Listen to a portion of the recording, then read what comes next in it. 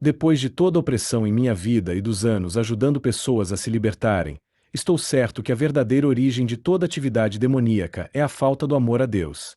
João, chamado de o apóstolo a quem Jesus amava, disse: no amor não há medo. Antes o perfeito amor lança fora o medo, porque o medo produz tormento. Aquele que teme não é aperfeiçoado em amor. E João 4:18. Se as pessoas realmente soubessem o quanto o Pai as ama, e se recebessem seu amor no profundo de suas almas, nunca se permitiriam ficar opressas ou atormentadas de forma alguma. O grande apóstolo Paulo expressou assim: pois estou certo de que, nem a morte, nem a vida, nem os anjos, nem os principados, nem as potestades poderes, nem o presente, nem o porvir, nem a altura, nem a profundidade, nem alguma outra criatura nos poderá separar do amor de Deus, que está em Cristo Jesus nosso Senhor. Romanos 8:38-39, ênfase acrescentada. A realidade é que muitos crentes podem repetir esses versículos bíblicos, mas nunca realmente experimentaram o amor do Pai. Minha história. Meu pai era jogador de futebol americano e minha mãe líder de torcida no ensino médio quando eles se apaixonaram. Foi um caso de amor tipo contos de fada até minha mãe ficar grávida de mim fora do casamento. Era os anos de 1950, uma época quando a sociedade era mais apegada à vergonha da imoralidade do que hoje. Quando meu avô materno descobriu que sua filha estava grávida, ele repudiou minha mãe e meu pai, embora tivessem fugido e se casado antes que eu nascesse. Um ano depois, meu pai surpreendeu meu avô vindo à sua porta dos fundos. Antes que meu avô tivesse a chance de mandá-lo embora, meu pai se ajoelhou e implorou perdão. Felizmente, meu avô o perdoou naquela manhã. Meu avô provaria ser indispensável a nós no desastre que breve se seguiu. 2 anos mais tarde, meu pai estava pescando quando uma grande tempestade subitamente virou o barco onde estava. Meu pai resgatou meu tio e o levou para a margem. Então voltou para pegar o barco. Ele nunca retornou. Como mencionei no capítulo 10, meu pai se afogou e naquela noite tempestuosa de 1958 minha vida mudou para sempre. Quando meu pai morreu, meu avô fez uma aliança no funeral que tomaria conta de nós. Minha mãe se casou novamente 2 vezes. Nosso primeiro padrasto veio a nossas vidas quando eu estava com 5 anos e minha irmã 3. Meu novo padrasto deixou claro para nós que éramos o lixo que veio com o tesouro. E se isso não fosse ruim o suficiente, ele também era um alcoólatra violento. Brutalidade e crueldade se tornaram um modo de vida para nós.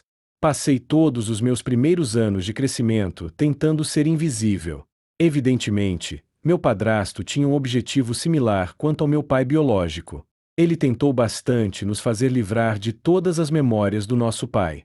Destruiu tudo que pertencia a meu pai e nos proibiu de ver nossos parentes.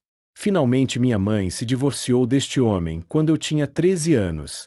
Ela se casou outra vez quando eu estava com 16, mas a situação não era melhor. O abuso continuou. Meu avô. Embora meus 2 padrastos mal pudessem tolerar minha presença, meu avô me amava. Minha avó e meu avô possuíam 4 casas velhas precárias todas situadas em um grande terreno. Quando meu pai morreu, nós nos mudamos para uma dessas casas, ao lado da do meu avô. Naquela época, meu avô trabalhava como zelador em uma escola de ensino médio. Eu passava bastante tempo em casa sozinho, enquanto minha mãe trabalhava para sustentar a casa. Todos os dias eu esperava ansiosamente meu avô chegar a casa, vindo do trabalho em seu Ford 53 preto. Ouvia o velho Ford subindo a longa entrada da garagem e corria para recebê-lo. Eu pulava para cima e para baixo. Pendurava em suas pernas. Puxava seus bracos. Fazia o que fosse para ter sua exclusiva atenção. Você pode imaginar como eu ansiava por uma atenção masculina. Meu avô parecia nunca ficar chateado ou agir como se eu fosse um intruso no seu tempo. Ele passava a mão sobre meu cabelo cortado à escovinha e dizia: como foi seu dia, cabeçudo? Cabeçudo era o apelido do meu avô para aqueles que ele gostava. Eu passava o resto do dia atrás do meu avô enquanto ele trabalhava na sua casa. Ele trabalhou na fazenda toda a sua vida, o que fez suas mãos grossas e amareladas com calos. Quando você apertava sua mão, sentia como se estivesse segurando uma luva de couro. Vovô tinha cerca de 1,65 m de altura e quase o mesmo de largura. Não estou dizendo que ele era gordo, era só robusto. Ele, na verdade, não andava. Arrastava os pés. Sempre usava um macacão velho que se recusava a abotoar, embora minha avó o atazanasse constantemente por isso. Era uma das primeiras coisas que você percebia no meu avô, porque ele não usava roupa de baixo. Quando eu era jovem, meu avô teve uma infecção na gengiva e teve que arrancar todos os dentes. Por algum motivo, deixaram seus 4 caninos e fizeram dentaduras que se encaixavam ao redor. Porque meu avô odiava seus dentes falsos, que ele chamava de talhadores, mantinha-os no bolso do seu macacão, pendurados de forma que pudesse pegá-los caso precisasse mastigar algo. Tinha mania de chupar os lábios dentre os caninos e parecia que tinha presas. Vovô não se importava com as aparências. Seu sistema de valores era baseado em trabalho duro e honestidade. Todos os dias eu e ele íamos à loja de ferragens para comprar coisas para consertar as casas velhas. Eu corria para nossa casa, esticava a cabeça na porta e gritava: "Estou indo à loja de ferramentas com vovô." Minha mãe sempre gritava de volta: "Não se atreva a pedir ao seu avô para comprar nada. Está me ouvindo, Christopher John?" Meu nome não é Christopher nem John, mas por algum motivo minha mãe me chamava assim sempre que tentava enfatizar que estava falando sério. "Não vou." Eu gritava de volta. A verdade é que nunca tinha que pedir. Vovô comprava alguma coisa para mim toda vez que íamos à loja. Na saída do quintal, o velho Ford dava marcha ré devagar enquanto eu agarrava a porta do lado do passageiro e pulava dentro. Era maneira de o meu avô me dizer que não gostava de esperar por ninguém ou de perder tempo. Ele chamava os preguiçosos de vagabundos, que era o tipo de vida mais baixo que uma pessoa poderia ter, na sua perspectiva. Recordo uma vez em particular na loja de ferramentas, quando vovô disse: "Vá dar uma volta. Encontro você quando terminar de pegar essas peças para o encanamento." Gravitei para o corredor de ferramentas e fiquei hipnotizado com os martelos pendurados nos tabuleiros cinza. Fiquei lá por um longo tempo, contemplando as ferramentas. Vovô veio e disse: "Ei, cabeçudo, você quer um martelo desses?" "Ah, não, tudo bem", respondi relutante. "Sua mãe te disse para não pedir nada." Ele disse, agindo um pouco aborrecido. "Sim", disse encabulado. "Corra e pegue um daqueles martelos." Ele respondeu como se estivesse dizendo à minha mãe quem mandava. Quando chegamos à casa, corri para mostrar à minha mãe meu martelo Stanley de cabo azul novinho em folha.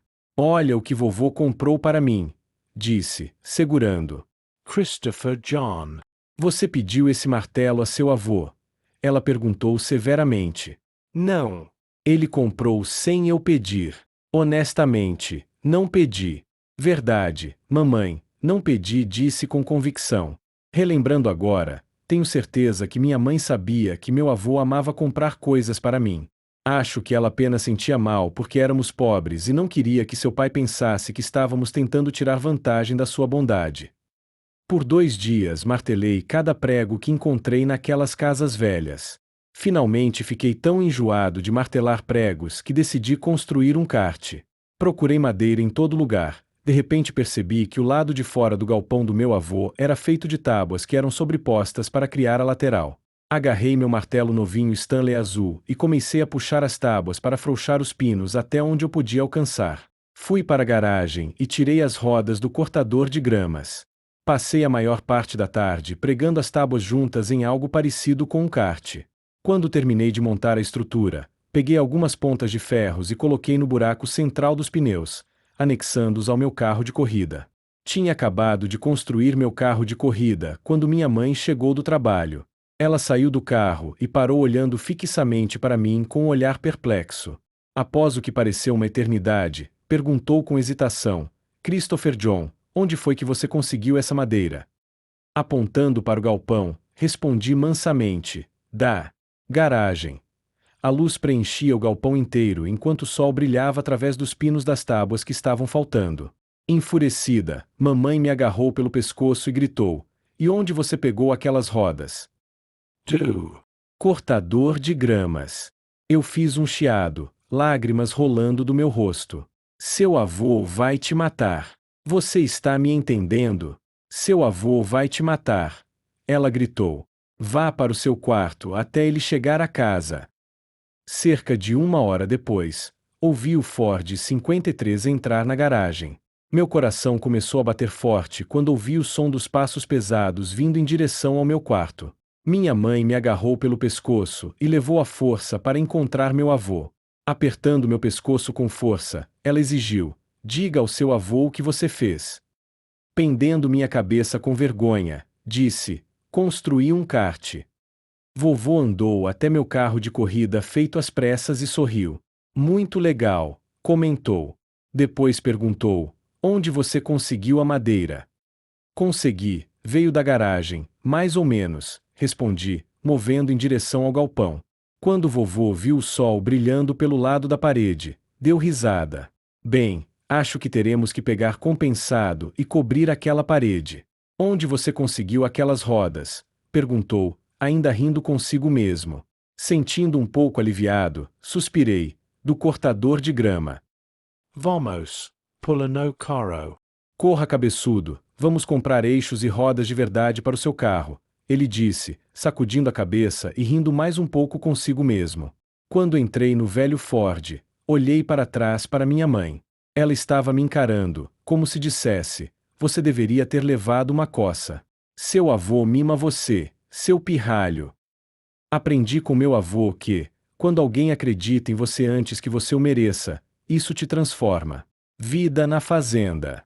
Alguns anos mais tarde, meu avô e minha avó compraram uma fazenda em Ucali, Califórnia. Fiquei com eles todos os verões da minha adolescência e trabalhava na fazenda. Meu avô construiu uma casa na árvore maravilhosa para mim, em um enorme carvalho ao lado do morro no pomar. Tinha um telhado, uma ponte de acesso ao morro e até um banheiro.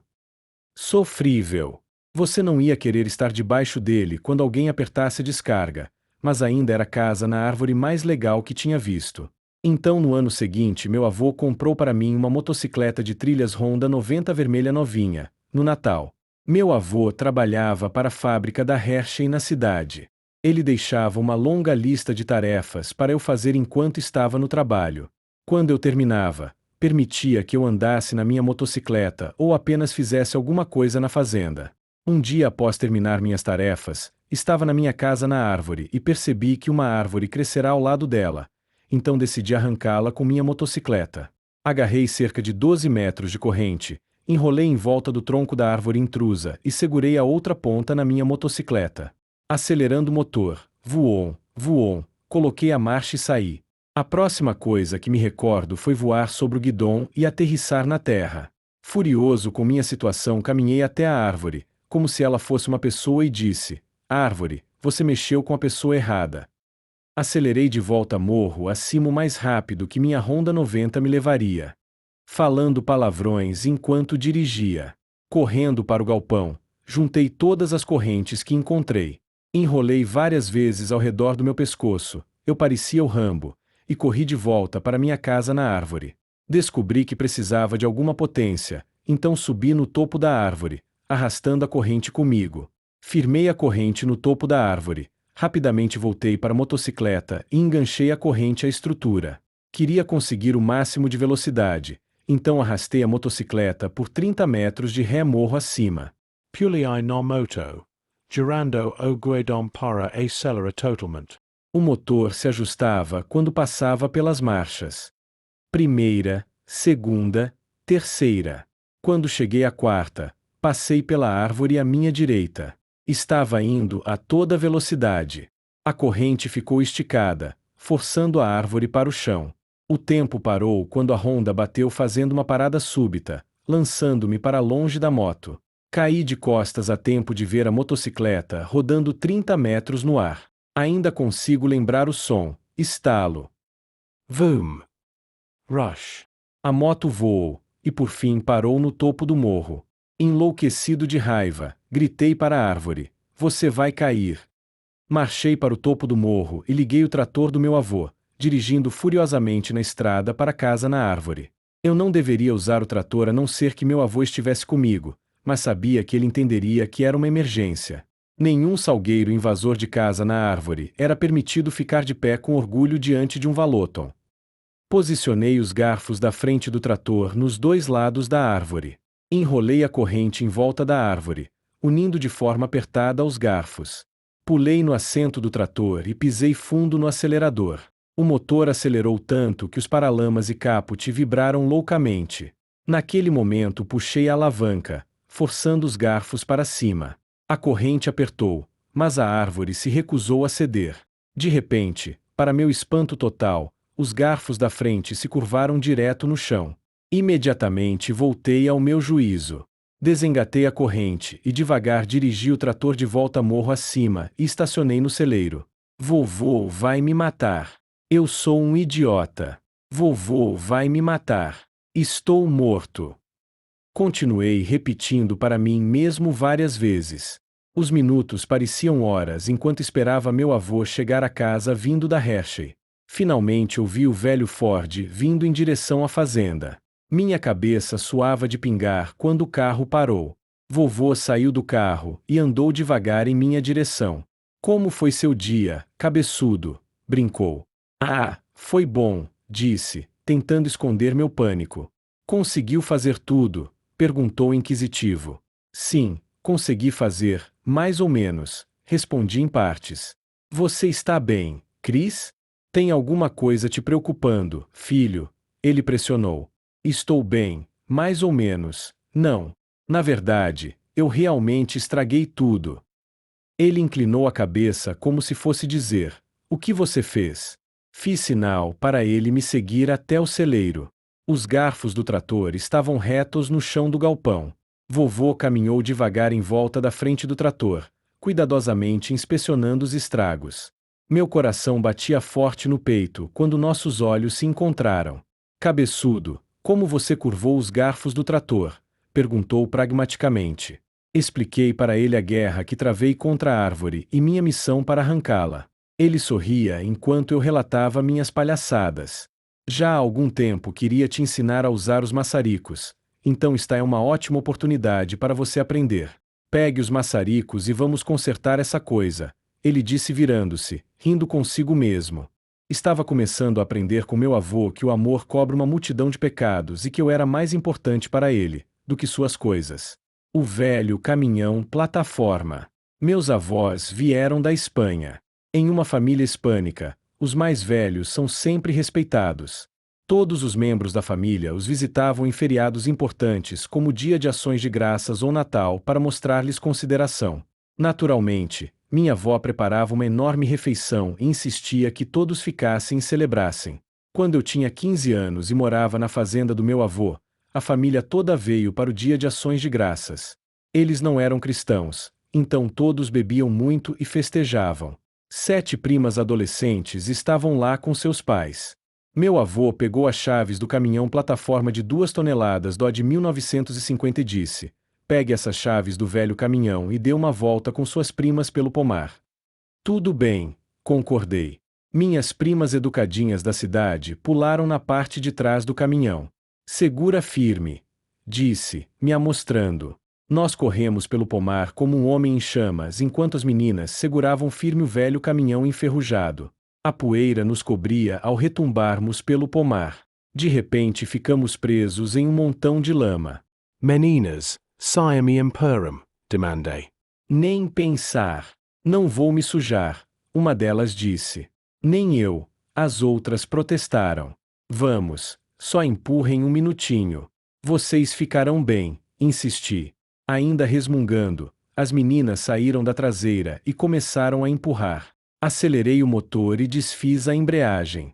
As rodas duplas criaram um rabo de galo de 6 metros de altura que cobriu minhas primas de lama quando o velho Dodge foi adiante, finalmente se livrando da sujeira. Pula aí! Gritei, rindo comigo mesmo. Gritando, as meninas correram para pegar o caminhão em movimento. Envolto em uma nuvem de poeira novamente, corremos pelo pomar. Subindo um cume de 2 metros, caímos em uma estrada estreita que seguia um rio sinuoso que ficava cerca de 15 metros abaixo. Pisei no acelerador até o chão e o caminhão deu uma guinada adiante. O caminhão plataforma V8 grilava de dor quando arrochava antes de mudar cada marcha.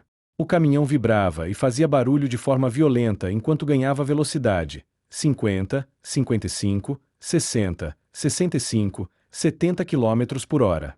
Esquivando de buracos e desmoronamentos, lutava com o grande volante para manter o velho equipamento na estrada. Espiando pelo retrovisor, vi as meninas segurando com toda a força nos trilhos de compensado do lado. De repente, percebi que a estrada foi completamente arrastada por cerca de 50 metros à nossa frente. Freiei rapidamente e paramos na beira de um barranco. As meninas caíram atrás da cabina em um baque. Com o rio de um lado da estrada e um precipício do outro, não havia como virar. Teríamos que voltar 5 quilômetros para o pomar. Abra a porta e cuidado para não cair no precipício do seu lado, ordenei minha prima Denise, que estava do lado do carona. Agora as meninas atrás estavam gritando: pare! Deixe-nos descer do caminhão. Queremos caminhar. Ignorando o apelo delas, virei minha cabeça, espiando pela pequenina janela traseira. Acelerando o motor, forcei a mudança para a marcha ré. As marchas entraram sem misericórdia, grrr bang. O velho equipamento deu uns solavancos para trás quando, por fim, a transmissão se ajustou. O caminhão gemeu de agonia. Quando aceleramos de ré a toda velocidade, de repente ouvi um enorme estrondo. Rasgão. Estalo. Dei uma olhada no lado do passageiro a tempo de ver uma grande árvore rasgar a porta inteira do caminhão. Pisei nos freios, derrapamos e paramos, mas era tarde demais, o estrago estava feito. A porta, curvada completamente ao meio, mal pendurava na dobradiça inferior. Horrorizada, Denise começou a gritar: seu idiota! O que você está fazendo? Seu avô vai te matar! Neste momento o restante das minhas primas estava gritando palavrões semelhantes para mim. Devagar nos movemos furtivamente de volta para a fazenda, onde a festa estava a todo vapor. Estacionei o caminhão bem longe da casa. Não digam a ninguém que nós destruímos o caminhão, ordenei. O que? Elas protestaram. Você bateu o caminhão, não nós. Ainda cobertas de lama, elas correram em direção à festa e gritaram: Cris arruinou o caminhão. Cris destruiu o caminhão. 2 dos meus tios, pais das meninas, vieram correndo. Olhando o que sobrou da porta do passageiro, vieram em minha direção, esbravejando em alta voz. O que você fez desta vez? Você é algum maluco? Poderia ter matado aquelas meninas. Enquanto isso, minhas primas estavam rindo sarcasticamente nos fundos. Exatamente então, meu avô chegou e exigiu que dissesse o que aconteceu. Spark, o apelido do meu avô, este idiota do seu neto, destruiu o caminhão da fazenda e quase matou as meninas. Lhes disseram. Meu avô olhou para mim como se dissesse: não fale. Tenho isso sob controle. Fiquei lá em pé quieto, engasgado com as lágrimas, enquanto meu avô avaliava os estragos. Oh, ele disse com segurança. É só a porta. Queria tirar essas portas desse velho caminhão da fazenda há um bom tempo. Somente não tive a chance. Abrir e fechar essas portas é um grande desperdício de tempo. Cris, pegue algumas ferramentas e tire essas 2 portas, ele ordenou com uma piscadela. Meus tios ficaram furiosos. Continuaram gritando até que finalmente meu avô ouviu o suficiente. Interrompendo-os, ele disse: o rapaz tem serviço para fazer. Deixe-o em paz. Embora meu avô fosse um ateu até o ano antes de morrer, ele me ensinou mais sobre o amor de Deus do que qualquer outra pessoa no mundo. Ele me amava apesar dos meus erros estúpidos. Ele nunca me fez sentir que as regras eram mais importantes que nosso relacionamento. Muitas vezes me corrigia, mas se recusava a me punir. Na verdade, acredito que meu avô conhecia mais acerca do amor antes de conhecer a Cristo do que a maioria dos cristãos maduros conhece. Sua capacidade de amar incondicionalmente transformou minha vida. Foi o amor que sentia por mim que me manteve longe das drogas e do álcool naqueles anos difíceis da adolescência. Sacrifício e paixão. Muitas coisas se disfarçam como amor, contudo são na verdade apenas imitações baratas do verdadeiro. As reproduções com frequência parecem nobres no lado de fora, mas conduzem a turbilhões profundos de vazio e escravidão. A verdadeira liberdade somente ocorre quando quebramos os grilhões do medo e abraçamos a cultura de misericórdia e graça. Tenho certeza que meus tios tinham a motivação certa ao querer me bater. Todavia, punir pessoas por causa dos seus erros cria ecossistemas autodestrutivos que convidam opressão demoníaca. Por outro lado, O verdadeiro amor erradica o medo que nos vacina contra a punição. Lembra-se da exortação de João que citei no início deste capítulo. Ele escreveu que o perfeito amor lança fora o medo, porque o medo envolve punição.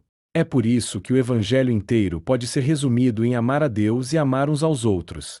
As imitações sintéticas do amor têm muitas faces, mas o pseudônimo mais comum é o sacrifício.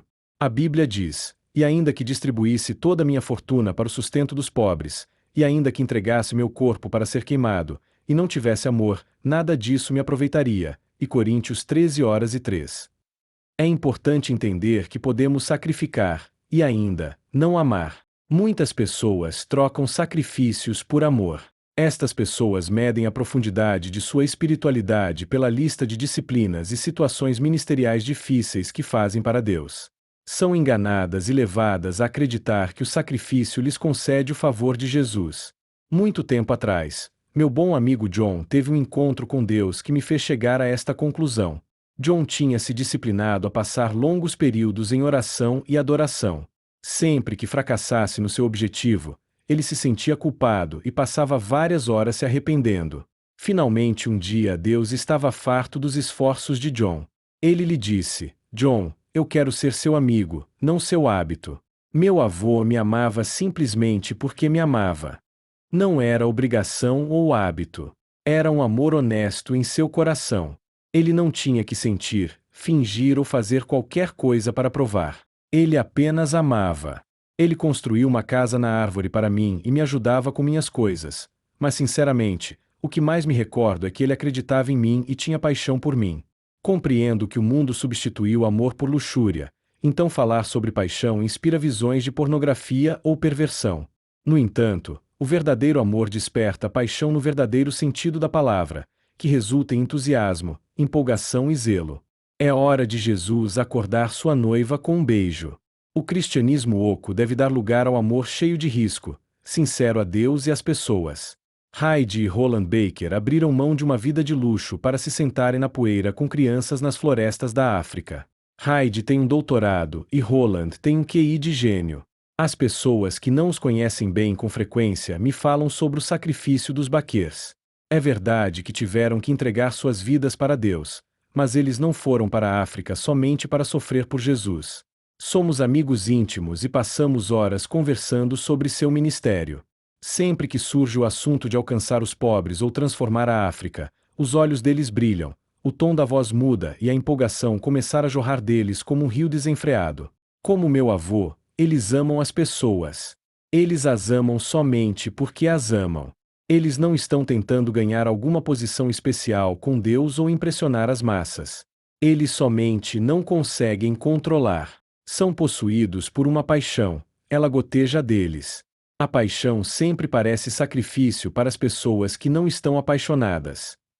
Quando a paixão nos possui, nossos corações são limpos e nossas almas cheias de vida. Não importa se 7 ou 70 espíritos malignos voltam para tentar fazer moradia, não há lugar para eles. O lugar está tão abarrotado com poder que ele se infiltra em cada rachadura na parede. A paixão nos fará viver em lugares em que o sacrifício apenas morreria.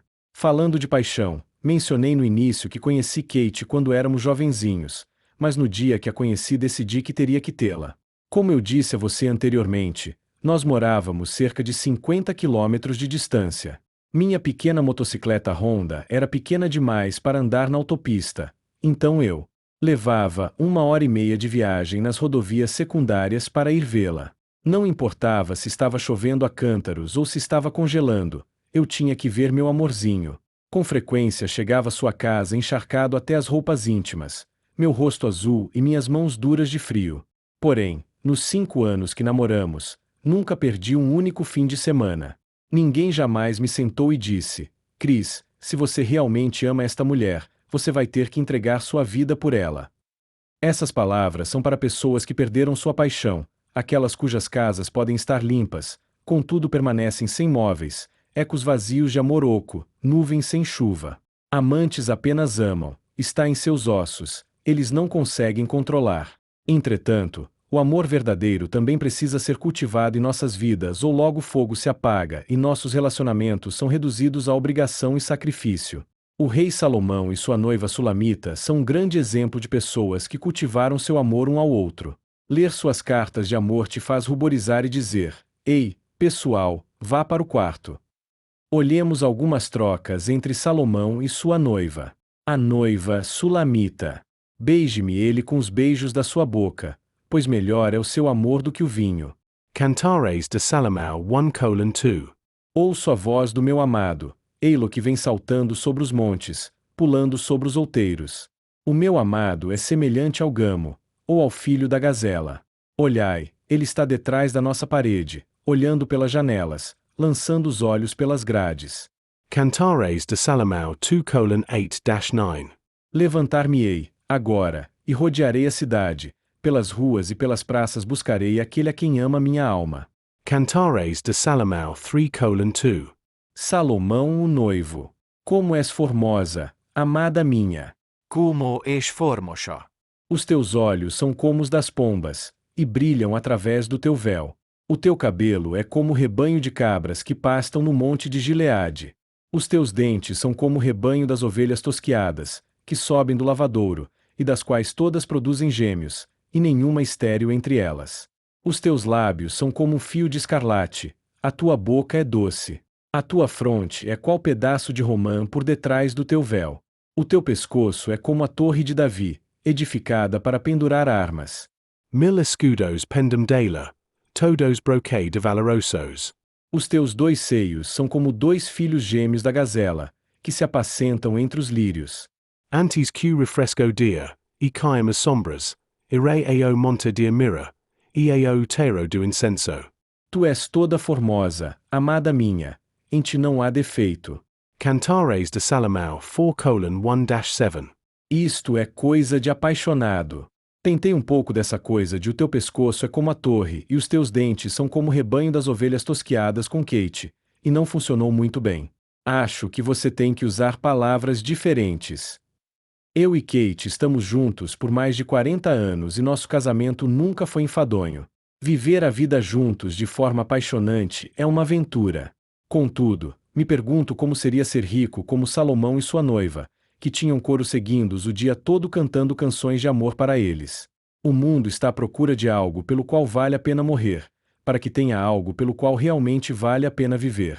A vida está tão chata para a maioria das pessoas que elas ficam hipnotizadas com televisão e filmes. Muitas pessoas passam seus dias sentadas em frente à tela esperando a vida começar. Sua paixão é desviada enquanto de forma negligente olham fixamente algum ator ou atriz vivendo uma realidade que elas desejam ter. Não sei quem criou a declaração mente vazia é a oficina do diabo, mas é verdade. Quando se acampa em lugares perigosos, é sempre recomendado que você mantenha uma fogueira acesa para manter os predadores distantes. Quando nossos corações estão em fogo, os predadores demoníacos ficam fora do nosso acampamento, o qual é meu ponto principal neste capítulo. O apóstolo Paulo coloca melhor: o amor nunca falha, veja Coríntios 13:8. Passamos vários capítulos falando sobre como vencer as batalhas espirituais em nossa própria vida e na vida de outros. Todavia, quando tudo mais fracassar, lembre-se disso: o amor não pode ser derrotado. Não existe prisão tão segura da qual o amor não possa te livrar. Não existe capturador tão forte que o amor não possa te libertar. Não há pecado tão terrível que o amor não possa te restaurar. O amor verdadeiro é uma arma secreta para a qual nosso inimigo não tem resposta. Sempre que o estendemos no campo de batalha, Satanás cai como raio. Que o amor nos encha, o Espírito Santo nos conduza e o Pai nos abrace. É hora de realmente vivermos novamente.